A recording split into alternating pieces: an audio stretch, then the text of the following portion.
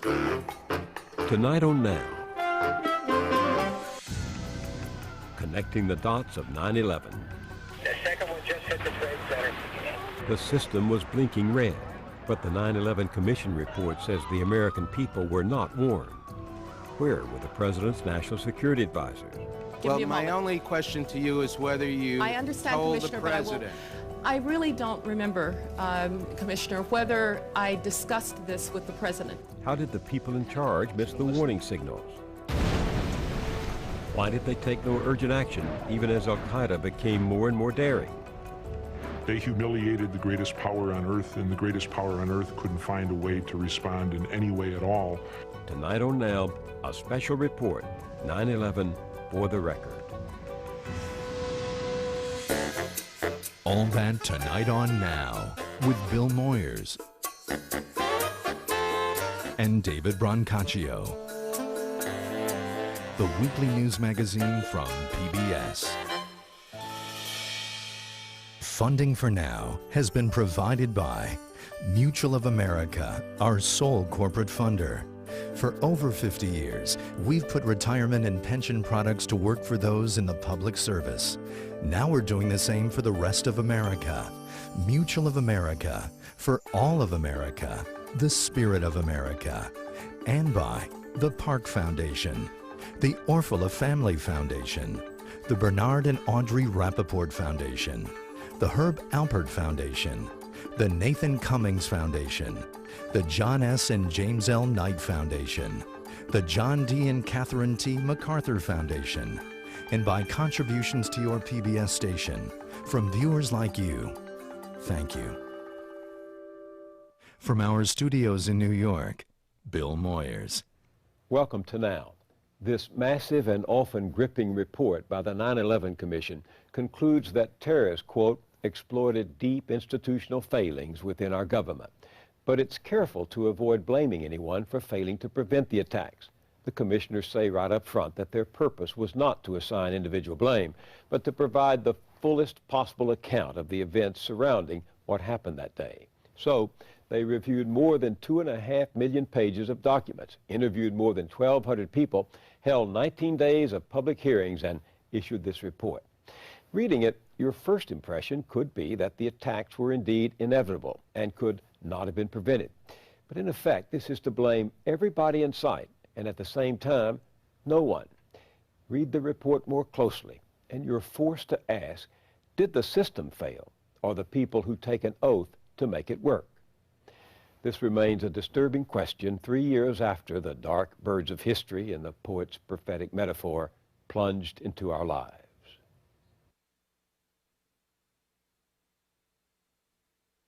Good morning. As chair of the National Commission on Terrorist Attacks upon the United States, I hereby reconvene this 12th public hearing. Day after day, as the 9/11 Commission hears testimony and gathers evidence, To create an improvised defense. I mean, we weren't prepared at all. the families of those who died in the terrorist attacks listen and wait. 11 crew, and 24,000 gallons of jet fuel. What they and the nation will learn offers little solace. Commission Counsel John Azzarello begins the story. At 8 o'clock on September 11, 2001, American Airlines Flight 11 began its takeoff roll at Logan Airport in Boston. 20 minutes later, American Airlines emergency line, please state your emergency. Betty Young, a flight attendant aboard American 11, uses an airphone to call American Airlines. Some of the families in the hearing room hear the exchange for the first time. Okay, my name is Betty Ong. I'm number 3 on flight 11. Okay.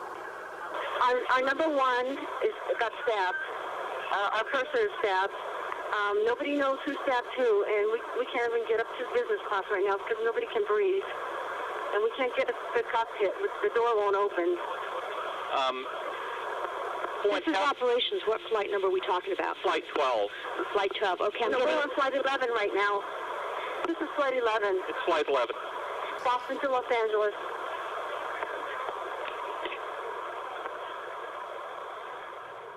At 8:24 and 38 seconds, the following transmission came from American 11. We have some planes. Just stay quiet and you'll be okay. We're turning to the airport. The controller only heard something unintelligible. He did not hear the specific words, quote, "We have some planes," end quote. The next transmission came seconds later. Nobody move. Everything will be okay. If you try to make any move, you'll injure yourself and the airplane. Just stay quiet. Hearing that transmission, the controller told us he then knew it was a hijacking.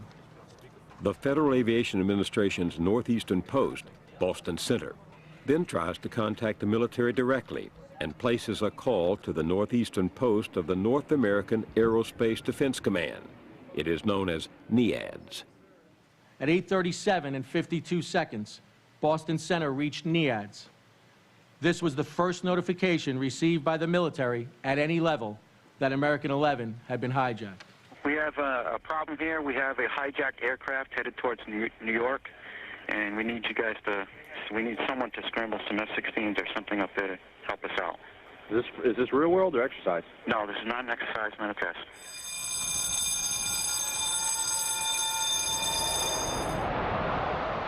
NEADS commanders order fighter jets into the air to find and follow the hijacked plane.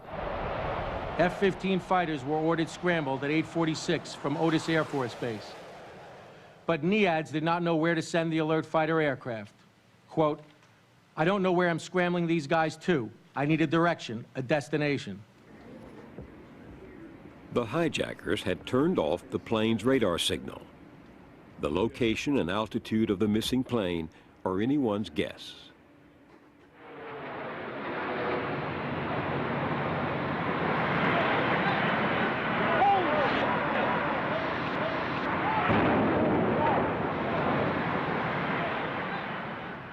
American 11 impacted the World Trade Center's North Tower at 8:46 and 40 seconds. In the chaotic first moment, many TV broadcasts report that the tower has been hit by a small plane. Commission Staff Attorney Dana Hyde picks up with the president. In Florida, the president's motorcade was just arriving at the M.E. Booker Elementary School, where President Bush was to read to a class and talk about education. White House Chief of Staff Andrew Card told us he was standing with the president outside the classroom when senior advisor to the president, Karl Rove, first informed them that a small twin-engine plane had crashed into the World Trade Center. The president's reaction was that the incident must have been caused by pilot error. No one traveling with President Bush knows that American 11 has been hijacked, or that a second plane that had taken off from Boston, United 175, is now missing. We have several situations going on here. It's escalating big time. We need to get the military involved with this. We're involved with something else. We have other aircraft that may have a similar situation going on here. New York Center contacted New York Terminal Approach Control and asked for help in locating United 175. I got somebody who keeps cussing, but it looks like he's going into one of the small endpoints down there. I'm trying to bring him up. I'm just at a 9,500, 9,000 now. Do you know who he is? We don't know who he is. We're just picking him up now. All right, heads up, man. It looks like another one. All right. At that moment, FAA personnel in Boston are struggling to comprehend the earlier transmission from the hijacker who had said, quote, "We have planes." Are you still there? Yes, I am. The guy said that we have planes.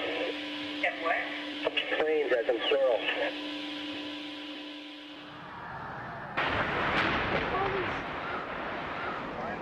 At 9:03 and 2 seconds, United 175 crashed into the South Tower. The second one just hit the Trade Center. Okay. Yeah, we gotta alert the military real quick on this.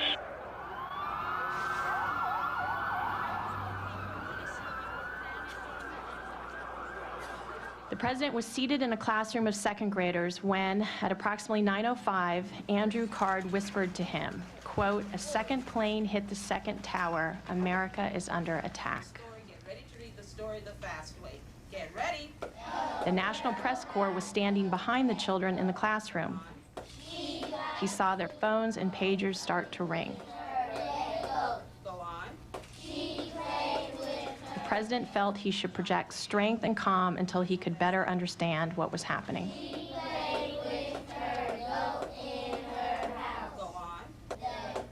President Bush stays in the classroom for almost 7 more minutes. During that time, the military, NEADS, learns that the second plane has hit the second tower. We need to talk to FAA. We need to tell them if this stuff's going to keep on going, we need to take those fighters, put them over Manhattan. That's the best thing. That's the best play right now. Coordinate with the FAA, tell them if there's more out there, which we don't know, let's get them over Manhattan. At least we got some kind of play. A third hijacking was already underway. Commission Senior Counsel John Farmer reports. American 77 began its takeoff roll from Dulles International Airport at 8:20. At 8:54, American 77 began deviating from its flight plan. American 77 traveled undetected for 36 minutes on a course heading due east for Washington, D.C. The confusion intensifies. Just had a report that American 11 is still in the air and it's on its way heading towards Washington. Okay, American 11 is still in the air? Yes. On its way towards Washington? There was evidently another aircraft that hit the tower. That's the latest report we have. Okay. I'm going to try to confirm an ID for you, but I would assume he's somewhere over either New Jersey or somewhere further south. Okay, so American 11 isn't a hijack at all then, right? No, he is a hijack. American 11 is a hijack? Yes. And he's going into Washington? This could be a third aircraft. Okay, American Airlines is still airborne. 11, the first guy, he's heading towards Washington. Okay, I think we need to scramble Langley right now, and I'm gonna take the fighters from Otis and try to chase this guy down if I can find him. NEADS commanders, hearing nothing from the Secretary of Defense, again take the initiative to order fighter jets into the air. This time from Langley Air Force Base in Virginia. But the pilots are chasing a Phantom plane. American 11 has already crashed into the first tower. Between 9:15 and 9:30, the staff was busy arranging a return to Washington. No one in the traveling party had any information during this time that other aircraft were hijacked or missing. As far as we know, no one was in contact with the Pentagon. The focus was on the president's statements to the nation. Today, we've had a national tragedy. 2 airplanes have crashed into the World Trade Center in an apparent terrorist attack on our country. It is 9:31, 45 minutes after the first plane hit the World Trade Center. The president still has not talked to the Secretary of Defense, Donald Rumsfeld, and Rumsfeld still has not moved to the command center in the Pentagon. American 77 is headed straight for Washington. Vice President Cheney is in the White House. News of an incoming aircraft, later discovered to be American 77, prompted the Secret Service to order the evacuation of the Vice President just before 9:36. The Vice President entered the underground tunnel that led to the shelter at 9:37. Once inside, Vice President Cheney and the agents paused in an area of the tunnel that had a secure phone, a bench, and a television. The Vice President asked to speak to the President, but it took some time for the call to be connected. He learned in the tunnel that the Pentagon had been hit and saw television coverage of smoke coming from the building. American 77 struck the Pentagon at 9:37 and 46 seconds. Another plane is heading toward Washington. United 93 had taken off from Newark at 8:42. 23 minutes after the hijacking of the first plane was reported, neither the government nor the airlines had yet warned pilots across the country who were still being cleared for takeoff. Here's the captain. I would like to remain seated. We're on board and are going to back to the airport and we have our demand to remain quiet. FAA Command Center in Herndon, Virginia, learns from television reports that the Pentagon has been hit. It is left to the FAA's National Operations Manager to give the unprecedented order to ground the nation's civil air system. The families in the hearing room learn that with no directions coming from the top, FAA staff and NEADS officers struggled on 9/11 to mount a homeland defense on their own. At 9:46, and again 2 minutes later, Command Center updated FAA headquarters that United 93 was now, quote, 29 minutes out of Washington, D.C., end quote. Command Center suggested that someone at headquarters should decide whether to request military assistance. They're pulling Jeff away to go talk about United 93. Do we want to think about scrambling aircraft? Oh, God, I don't know. That's a decision somebody's going to have to make probably in the next 10 minutes. You know, everybody just left the room. The chain of command in the event of a hijacking calls for the President to empower the Secretary of Defense to send up military aircraft and, if necessary, give an order to shoot down the plane. The President apparently spoke to Secretary Rumsfeld briefly sometime after 10 o'clock, but no one can recall any content beyond a general request to alert forces. The President and the Secretary did not discuss the use of force against hijacked airliners in this conversation. Staffers are fleeing the West Wing. The Vice President is in the conference room in the bunker beneath the White House. Reports begin to come in of an inbound aircraft bearing down on Washington. At some time between 10:10 and 10:15, a military aide told the Vice President and others that the aircraft was 80 miles out. Vice President Cheney was asked for authority to engage the aircraft. He authorized fighter aircraft to engage the inbound plane. In about the time it takes a batter to decide to swing, his Chief of Staff testifies, the Vice President makes the grave decision to shoot down the plane. Cheney will tell the Commission he had conferred with the President, but the Commission reports that, quote, there is no documentary evidence of that call. Also at the conference table was White House Deputy Chief of Staff Joshua Bolten. Bolten watched the exchanges and after what he called, quote, a quiet moment, suggested that the Vice President get in touch with the President and confirm the engage order. Vice President Cheney then calls the President. They talk for 2 minutes. But the fighter pilots cannot shoot at something they cannot find. Here's the Commission's Executive Director, Philip Zelikow. There was only one set of fighters orbiting Washington, D.C. during this time frame, the Langley F-16s. They were armed and under NORAD's control. But the Langley pilots were never briefed about the reason they were scrambled. As the lead pilot explained, quote, I reverted to the Russian threat. I'm thinking cruise missile threat from the sea. You know, you look down and see the Pentagon burning, and I thought the bastards snuck one by us. You couldn't see any airplanes, and no one told us anything. The air defenders searched for United 93's primary radar return and tried to locate assets to scramble toward the plane. NEADS called Washington Center to report. I also want to give you heads up, Washington. Go ahead. United 93, have you got information on that yet? Yeah, he's down. He's down? Yes. When did he land? Because we have confirmation. He did not land. Oh, he's down? Yeah, somewhere up northeast of Camp David. They don't know exactly where. The time of notification of the crash of United 93 was 10:15. The NEADS air defenders never located the flight or followed it on their radar scopes. The flight had already crashed by the time they learned it was hijacked. At 10:39, Vice President Cheney tries to bring Secretary of Defense Rumsfeld up to date. Rumsfeld, the Commission discovers, did not enter the chain of command, quote, until after the morning's key events were over. The Vice President said there's been at least 3 instances here where we've had reports of aircraft approaching Washington. A couple were confirmed hijack, and pursuant to the President's instructions, I gave authorization for them to be taken out. Hello? Secretary of Defense. Yes, I understand. Who did you give that direction to? The Vice President. It was passed from here through the Operations Center at the White House from the shelter. Secretary of Defense. Okay, let me ask the question here. Has that directive been transmitted to the aircraft? Vice President. Yes, it has. Secretary of Defense. So we've got a couple of aircraft up there that have those instructions at the present time? The Vice President. That is correct. and it's my understanding they've already taken a couple of aircraft out. The vice president is mistaken. His shoot-down order came after the fourth plane had crashed.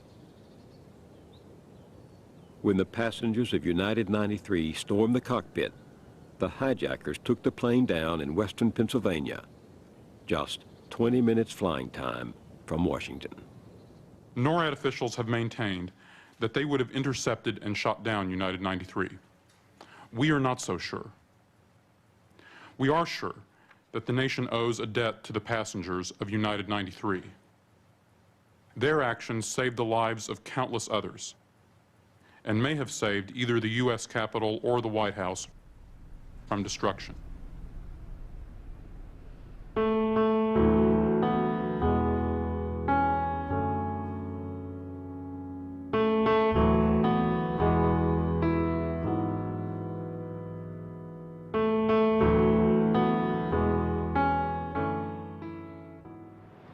In the days and weeks after 9/11, a shocked and grieving people began to ask what government officials had known and when they had known it.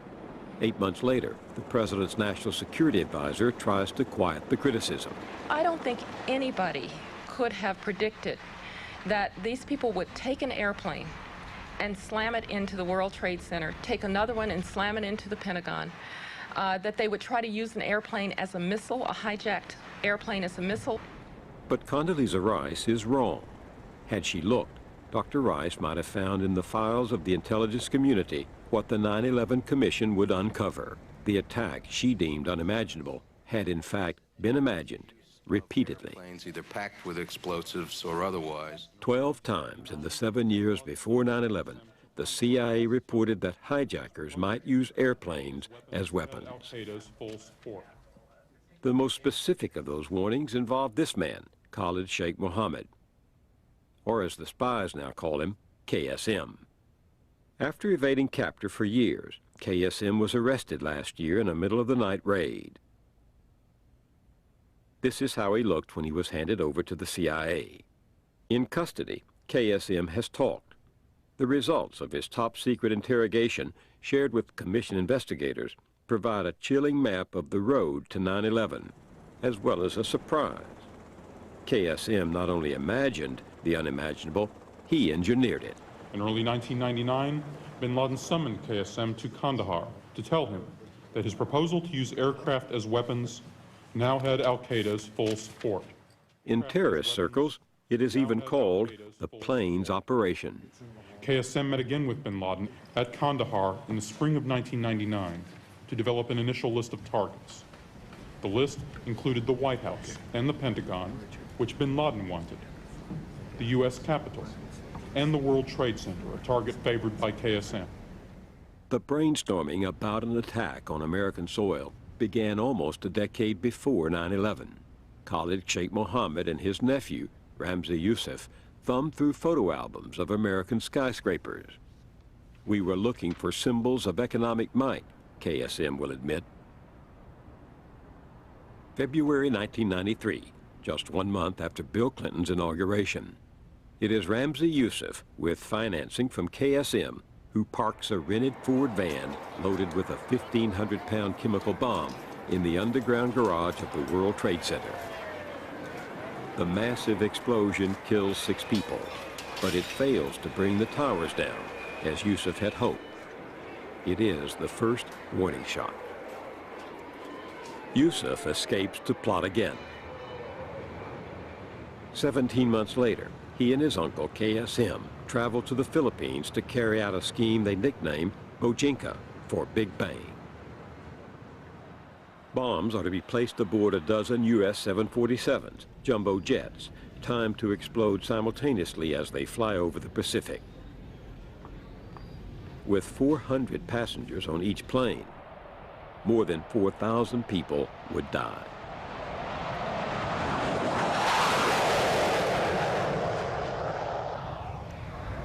But as Youssef and another terrorist are mixing chemicals to make the explosives, a fire breaks out in their apartment. Police arrive and discover a bomb factory. Youssef once again escapes, but his laptop is left behind. And the outlines of the plot were found on the computer, and it was a breathtaking plot. It was in its audacity. Steve Simon, who worked in the Counterterrorism Security Group on the National Security Council at the time, testified before the 9/11 Commission. If it weren't for the accidental discovery of the fire in that apartment, that slaughter that they intended to carry out in the skies over the Pacific would have happened. One Bojinka conspirator is arrested, and he reveals a second, more audacious plot. A plane filled with explosives will be crashed into the CIA. They also want to hit the Pentagon, but as he will complain to interrogators, they need more pilots. It is an early blueprint for 9/11. Someone else has imagined the unimaginable. August 1996. Osama bin Laden spreads the word that he is declaring holy war on America. He calls on Muslims worldwide to join in deadly attacks against the U.S. military to force their withdrawal from Saudi Arabia, where they have been since the first war against Iraq in 1991. The CIA sets up a small unit to track bin Laden. For example, intelligence service of This man is its first director. The CIA would permit him to talk only if we do not reveal his identity. The 9/11 Commission calls him Mike. The picture that was put together by early 97 certainly was one of a terrorist group unlike any other we had ever seen.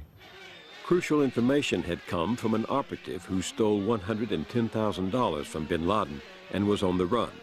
He walks into a U.S. embassy in Africa seeking refuge, and he tells startled officials about camps in Afghanistan where young men are training for a global jihad. That occasion was a wonderful example of working hard and then being lucky. He provided us excruciatingly detailed information about al-Qaeda and bin Laden's role in it. 8 years after al-Qaeda was created, the CIA finally learns the name of the enemy. But they still do not know that in Afghanistan, KSM has asked bin Laden to fund an attack, quote, far more spectacular than Bojinka, mass murder on American soil. 2 years later,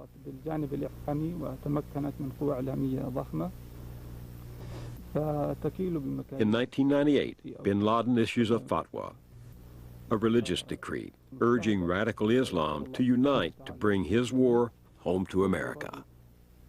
The 98 fatwa basically announced a coalition of groups that had joined under the umbrella of al-Qaeda and announced that they would no longer focus only on military targets, that all Americans were suitable for attack. We had other source reporting that indicated he was thinking in terms of a quote-unquote Hiroshima for the U.S. Now, we were running around with our hair standing up. And this was a guy whose idea of violence was stupendous. 3 months later, on August 7, 1998, bin Laden strikes. Suicide bombers hit American embassies in the capitals of Kenya and Tanzania. It is the 8th anniversary of U.S. troops arriving in Saudi Arabia in the lead up to the Gulf War. The 2 truck bombings, just 9 minutes apart, leave 224 people dead and nearly 5,000 wounded. It was a staggering display of competence and bloodthirstiness. Bad combination. To KSM, the embassy bombings confirm that bin Laden is willing to hit the United States and hit hard. The very next day, CIA Director George Tenet reports to the Clinton White House that bin Laden will attend a terrorist conclave at an al-Qaeda training camp. The president orders a military assault. On August 20th, 75 Tomahawk cruise missiles rain on the Afghan camps. Another 13 hit a plant in Sudan suspected of supplying nerve gas to al-Qaeda. In Washington, it is the year of scandal. The capital's political and media elites are engaged in a massive distraction. But I want to say one thing. to the American people. Clinton's credibility is crumbling, his judgment suspect. I did not have sexual relations with that woman, Miss Lewinsky. The intense partisanship of the period, the 9/11 Commission reports, will affect the future use of force against bin Laden. And I need to go back to work for the American people. Thank you. The prevailing reaction to these strikes was huge blunder, wag the dog, and so forth. And that reaction, and the prevalence of that reaction, tended to blind the American public and the people, you know, who shape the public's opinions, tended to blind them all to the fact that we were facing a serious, lethal threat. December 4th, 1998, President Clinton gets a stunning piece of news. In his daily briefing, what's called a PDB, the CIA tells him that bin Laden and his cohorts are preparing to attack inside the United States, quote, perhaps including an aircraft hijacking. 2 weeks later, CIA sources signal an opportunity. Bin Laden will spend the night in the governor's compound in Kandahar. The intelligence officer in charge on the ground thought we would be lucky ever to get that quality intelligence again. The field officer insists, hit him tonight. We may not get another chance. But the pending impeachment trial has cut Clinton's room for error. If there is collateral damage, if civilians are killed, he will be branded as reckless. With his weapons locked and loaded, the U.S. military is ordered to stand down. Clinton did sign covert guidelines directing the CIA to go after the al-Qaeda leader. But the agents could kill bin Laden only in self-defense, as they tried to capture him. It was always easier to have killed him. It was never permissible by the people who made the policy decisions. The administration is gun-shy. CIA officers fume. 1, 2, 3. Christmas 1999, 1 year later. The world prepares for the coming of a new millennium. The counterterrorism warriors fear the enemy will use the occasion as a symbolic moment to inflict Armageddon on the infidels. The CIA was instructed to go out to all their sources overseas and pump them again, just squeeze until, you know, the pits popped out of their sources for any information.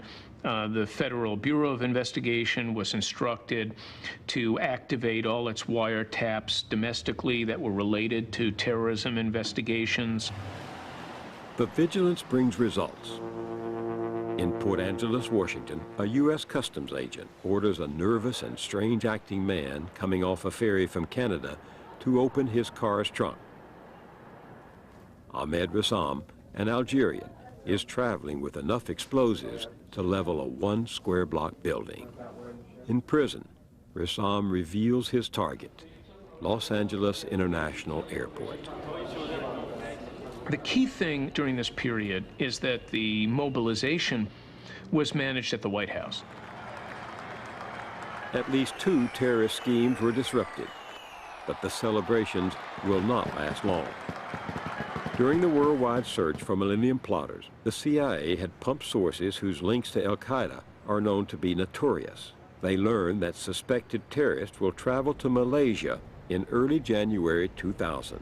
The spies identify Khalid al-Midhar and learn that Nawaf al-Hazmi is traveling with him. What they do not know is that KSM has called a summit to map out the 9/11 attacks. Malaysian intelligence catches the men on camera and sends the surveillance to CIA headquarters. The CIA obtains a photocopy of Midhar's Saudi passport and discovers he has a U.S. visa. It was considered interesting, the head of the agency's counterterrorism team will tell the commission, but not heavy water yet. Remarkably, Midhar is not added to a terrorist watch list. When the Malaysia summit ends, Midhar and Hazmi, traveling under their own names, fly to Thailand, seated side by side. And there, the CIA loses them. The two men, sworn to bin Laden and martyrdom, book a direct flight from Bangkok to Los Angeles. Undetected, they land in the United States on January 15, 2000. Using their real names, they rent an apartment in San Diego and obtain California driver's licenses. They even live for a time with an active FBI informant.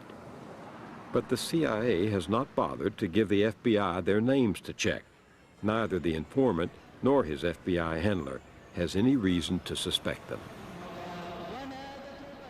October 12, 2000, two suicide bombers in a dinghy packed with explosives brushed the side of a U.S. Navy destroyer docked in Yemen.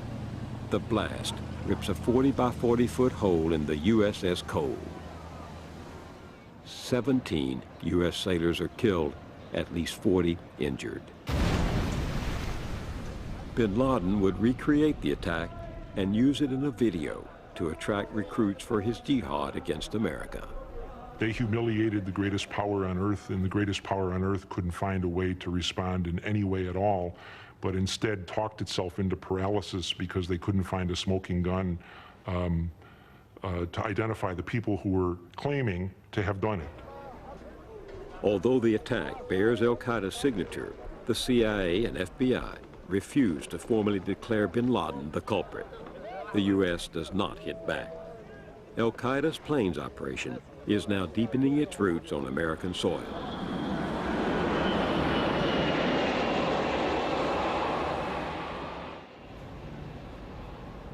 On May 29th, Marwan al-Shehhi had arrived in Newark, armed with a multiple entry tourist visa. 5 days later, Mohammed Atta followed him, coming as a tourist from Prague. He was granted the customary 6-month stay. At the end of June, Ziad Jarrah also landed in Newark. He violates his tourist visa almost immediately when he enrolls in flight school. On December 8th, Hani Hanjour lands in Cincinnati.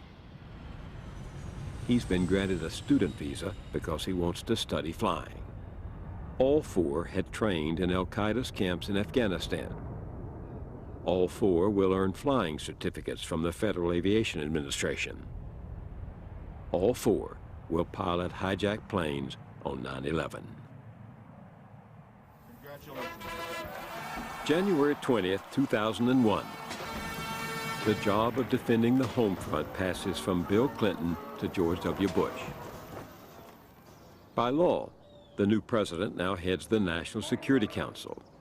He appoints Condoleezza Rice, one of his closest confidants, as his national security advisor. Checking with my friend in Great Britain. 5 days after the inauguration, Rice receives a memo written by this man, Richard Clarke. Clarke, who managed counterterrorism policy on Clinton's National Security Council, its lead expert on al-Qaeda, is kept on the job by Bush and Rice. In the memo, Clarke declares an urgent need that the principals, the heads of the CIA, FBI, State, and Defense Departments, meet to be briefed on the al-Qaeda threat. That meeting does not happen. As the 9/11 Commission investigates why, the actions of President Bush and his national security team will come under scrutiny. Were you told before the summer that there were functioning al-Qaeda cells in the United States? In the memorandum that Dick Clark sent me on January 25th, he mentions sleeper cells. There is no mention or recommendation of anything that needs to be done about them. But that was misleading. In the January 25th memo, Clarke had also attached a plan of action to roll back bin Laden. We were not presented with a plan. Well, that's not true. We were not presented. We were not presented. We were presented with. I've heard you say that, Dr. Clarke. if that 25 January 2001 memo was declassified, I don't believe. The fact is that what we were presented on January the 25th was a set of ideas. Okay. And a paper, most of which was about what the Clinton administration had done. And to this day, the White House has refused to declassify Clarke's memo. Rice had effectively demoted him, downgraded his office, and informed him he was no longer needed at the meetings of the principals. Thank you very much, sir. How high a priority was fighting al-Qaeda in the Bush administration? I believe the Bush administration in the first 8 months considered terrorism an important issue, but not an urgent issue. Was there any actionable intelligence under either the narrow or broader definition that caused you to recommend an immediate military response to some provocation? I suggested, beginning in January of 2001, that the Cole case was still out there. In early February, the CIA and the FBI at last agreed that al-Qaeda had bombed the USS Cole. And I was told on a couple of occasions, well, that, that happened on the Clinton administration's watch. I didn't think it made any difference. I thought the Bush administration, now that it had the CIA saying it was al-Qaeda, should have responded. The Cole. Why didn't the Bush administration respond to the Cole? I think Secretary Rumsfeld has perhaps said it best. We really thought that the Cole incident was past, that you didn't want to respond tit for tat. I've got to say that answer bothers me a little bit because of where it logically leads, and that is, and I don't like what-if questions, but this is a what-if question. What if in March of 2001, under your administration, al-Qaeda had blown up another U.S. destroyer? What would you have done, and what would that have been tit for tat? I don't know what we would have done, but I do think... Even as the White House takes no action, America's electronic eyes and ears pick up new threats all over the world. By April, the chatter, as the spies call it, is ominous. At the same time, there is a changing of the guard at the FBI. In midsummer, a 26-year Bureau veteran, Thomas Picard, is named acting director. Did you ever have the opportunity to brief the President of the United States on counterterrorism issues? No, I did not. Did you ever brief the Vice President of the United States on counterterrorism? Yes, I did. And did you brief the Vice President on an al-Qaeda presence in the United States? Yes. And what was his reaction? He was surprised that al-Qaeda was here in the United States, as was the Attorney General. According to the statement that our staff took from you, you said that you would start each meeting discussing either counterterrorism or counterintelligence. At the same time, the threat level was going up and was very high. You said that you told the Attorney General this fact repeatedly in these meetings. Is that correct? I've told him at least on 2 occasions. And you told the staff, according to this statement, that Mr. Ashcroft told you that he did not want to hear about this anymore. Is that correct? That is correct. Attorney General John Ashcroft disputes Picard's testimony. But the record shows that when the FBI asked for money to add hundreds more agents to track terrorist threats, the Attorney General says no. At the same time, al-Qaeda is in high gear, as Commission Senior Counsel Dietrich Snell describes. While the pilots trained in the United States, bin Laden and al-Qaeda leaders in Afghanistan started selecting the muscle hijackers, those operatives who would storm the cockpit and control the passengers on the 4 hijacked planes. The term muscle men trained for the coming assault using knives to slaughter a sheep and a camel. In late April 2001, the muscle hijackers started arriving in the United States, specifically in Florida, Washington, D.C., and New York. They traveled mostly in pairs and were assisted upon arrival by Atta and Shehi in Florida, or Hazmi and Hanjur in D.C. and New York. KSM has instructed them to acquire new, clean passports that won't show their travels to Afghanistan before applying for U.S. visas. The 19 hijackers will clear U.S. Customs a total of 33 times. At least 6 will violate immigration laws while living in the United States. And Mohammed Anta, who commanded the operation, is allowed to re-enter the country even though he'd overstayed his previous visa. In addition to assisting the newly arrived muscle hijackers, the pilots busied themselves during the summer of 2001 with cross-country surveillance flights and additional flight training.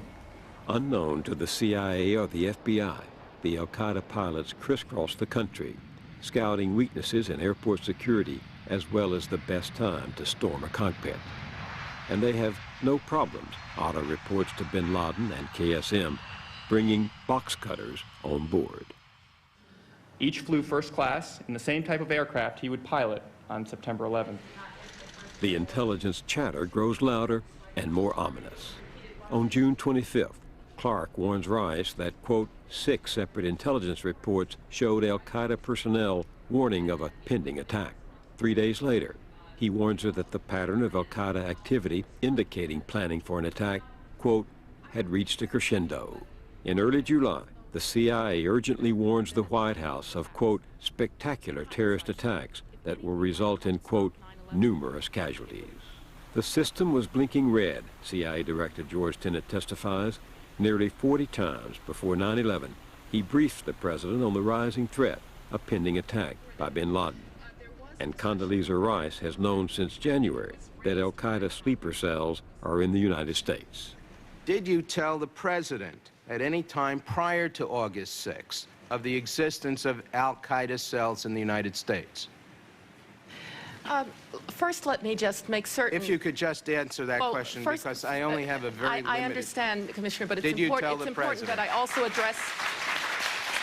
It's also important, Commissioner, that I address the other issues that you have raised. So I will do it quickly, but if you'll just give me a moment. Well, my only question to you is whether you told the president... I really don't remember, Commissioner, whether I discussed this with the president. But on August 6, 2001, President Bush does receive a stark warning in his daily intelligence brief, PDB. There was nothing reassuring, was there, in that PDB? Certainly not, but I The 2 CIA analysts who drafted will testify they wanted to make clear that the threat of al-Qaeda striking on American soil is current and serious. The president was in Crawford, Texas at the time he received the PDB. You were not with him, correct? That's correct. I was not at Crawford, but the president and I were in contact, and I might have even been, though I can't remember, with him by video link during that time. The president was told, this is historical information. I'm told he was told this is historical information, and there was nothing actionable in this. The president The commission will learn that this historical information is in fact a pattern of activity leading to 9/11. Isn't it a fact, Dr. Rice, that the August 6 PDB warned against possible attacks in this country? And I ask you whether you recall the title of that PDB. I believe the title was Bin Laden Determined to Attack Inside the United States. Now, the PDB, no, Mr. Benveniste, I will get into I would like to finish my point here. I didn't know there was a point. Given that you asked me whether or not it warned of attacks. I asked you what the title was. What the August 6 PDB said, and perhaps I should read it to you. We would be happy to have it declassified in full at this time, including its title. I believe, Mr.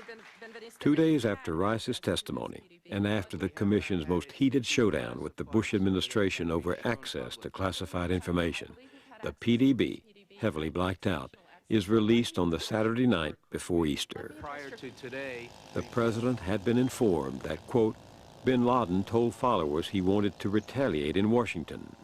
The president had been informed that FBI information, quote, indicates patterns of suspicious activity in this country consistent with preparations for hijackings or other types of attacks, including recent surveillance of federal buildings in New York. And the president had been informed of reports that a group of bin Laden supporters are, quote, in the U.S. planning attacks. But the president stays at his Texas ranch for 23 more days. His national security advisor does not convene a cabinet-level meeting to discuss the urgent warnings. Not once do the principals ever sit down, you, and your job description as a national security advisor, the Secretary of State, the Secretary of Defense, the President of the United States, and meet solely on terrorism to discuss in the spring and the summer, when these threats are coming in, when you've known since the transition that al-Qaeda cells are in the United States, when, as the PDB said on August 6, bin Laden determined to attack the United States. The PDB does not say the United States is going to be attacked. It says bin Laden would like to attack the United States. I don't think you frankly had to have that report to know that bin Laden would like to attack the United States. So why aren't you doing something about that earlier than August 6th? The Commission never gets a satisfactory answer to that question. My question to you, sir, is that if you had the information that the President of the United States was requesting what information the FBI had up to that moment about the potentiality for a strike by bin Laden in the United States, would you not have pulsed the FBI to determine from every FBI agent in this country what information they had at that moment that might indicate the possibility of a terrorist attack here? Yes, I would have. Certainly, if you knew that the FBI, that the President of the United States was asking. I was not informed that the President was asking. There were dots that might have been connected. For example, as the threat spiked, an FBI officer assigned to the CIA's bin Laden unit, identified by the Commission only as Mary, is shown the cables from the January 2000 Malaysia summit. She reads that Midar has a U.S. visa and that Hazmi has flown to Los Angeles. But still, the clues are not sent up the chain of command. A Phoenix FBI agent notices a number of Arab men at flying schools in Arizona and alerts Washington that bin Laden might be sending students to the U.S. to learn to fly to conduct terror activity. The agent urges a nationwide investigation. Top FBI officials do not see his memo until the afternoon of September 11.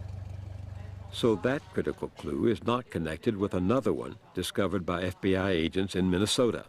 A French national with North African roots raises suspicion at a flight school outside Minneapolis, arguing that Zacharias Moussaoui is, quote, the type of person who could fly something into the World Trade Center.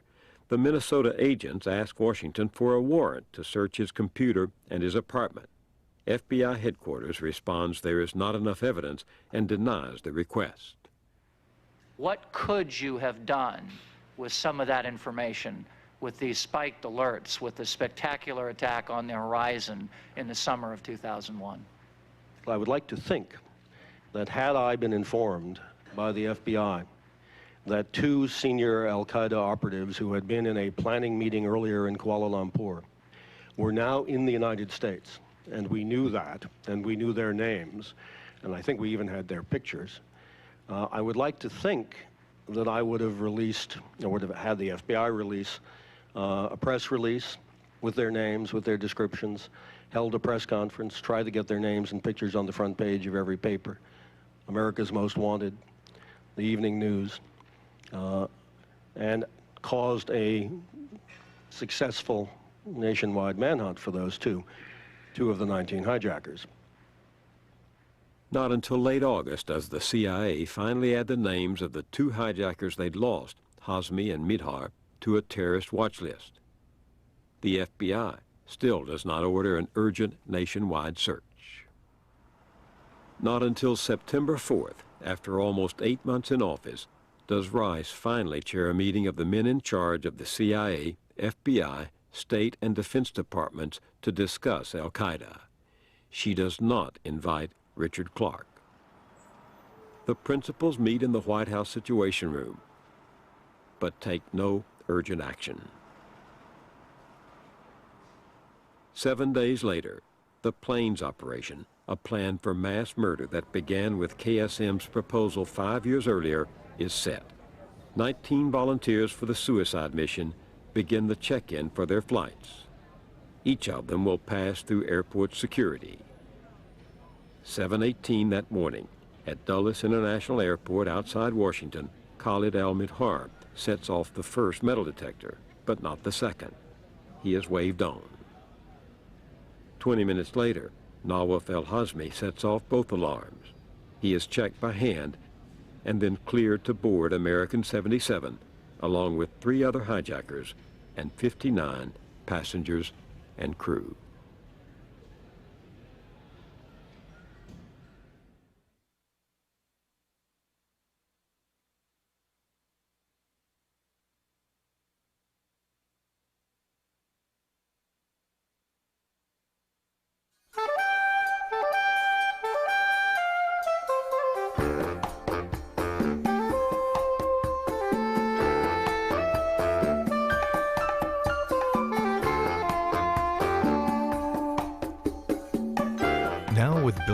Matters continues at PBS Online. Learn more about the people and issues from tonight's show and join the online discussion at pbs.org. To order this episode of Now with Bill Moyers on video cassette, call PBS Home Video at 1-800-PLAY-PBS.